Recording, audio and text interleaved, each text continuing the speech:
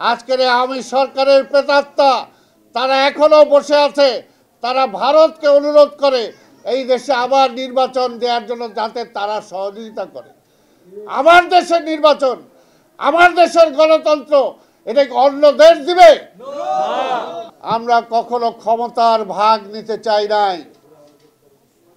আপনারা এটাও জানেন যে আন্দোলন চলাকালীনও আন্দোলনকারী সকল অনেক দলের মধ্যে এটা হয়েছিল যে আন্দোলনের পরে নির্বাচনের পূর্বেই যাতে আমরা আন্দোলনকারীদের নিয়ে সরকার গঠন করি, কিন্তু বিএনপি সেটাতে বিশ্বাস করে নাই। বিএনপি ক্ষমতার রাজনীতিতে বিশ্বাস করে না। তাই আমরা বলতে চাই, আজকের আন্দোলন সফল হওয়ার পরে যে অন্তর্বর্তীকালীন সরকার গঠিত হয়েছে, আমরা বিএনপির পক্ষ থেকে তাদেরকে সর্বাত্মক সহযোগিতা করার ঘোষণা আমরা দিয়েছি। এটা এই কারণেই যে আমরা চাই একটি নির্বাচিত সরকার আসবে এবং সেই নির্বাচিত সরকার এসে দেশের যে সামগ্রিক যে সমস্যা, সেই সমস্যার সমাধানকল্পে নির্বাচনের পরেও আমাদের নেতা দেশনায়ক তারেক রহমান ঘোষণা দিয়েছেন, আন্দোলনে অংশগ্রহণকারী সকল দলকে নিয়ে এই দেশকে গত 17 বছরে আওয়ামী লীগ যেভাবে ধ্বংস করে দিয়েছে, এই ধ্বংসের থেকে এই দেশকে উদ্ধারের করার জন্য ঐক্যবদ্ধ শক্তি ছাড়া কোনো বিকল্প নাই। 6000 mAh battery, one and only Power Master NextG N73। তাই আমরা নির্বাচনের পরেও ঐক্যবদ্ধ সরকার আমরা গঠন করতে চাই, যাতে আমরা এই দেশটাকে গড়ে তুলতে পারি। তাই আমরা আশা করব আমাদের কারো মধ্যে যাতে বিভেদ সৃষ্টি না হয়।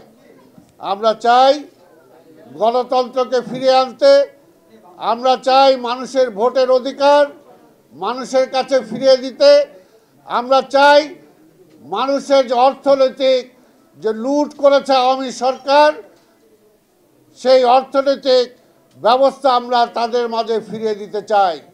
বিভিন্ন ব্যাংক, বিভিন্ন শেয়ার প্রতিষ্ঠান, বিভিন্ন জায়গা থেকে এই আওয়ামী সরকারে যারা লুটপাট করে তাদের অর্থনীতি ধ্বংস করেছে, এমন অনেক ব্যাংক আছে যে ব্যাংকগুলোতে সাধারণ মানুষ যে টাকা জমা দিয়েছে সেই টাকা পর্যন্ত তারা খেয়ে ফেলেছে, সেই টাকা ফেরত পাওয়ার কোনো ব্যবস্থা নাই।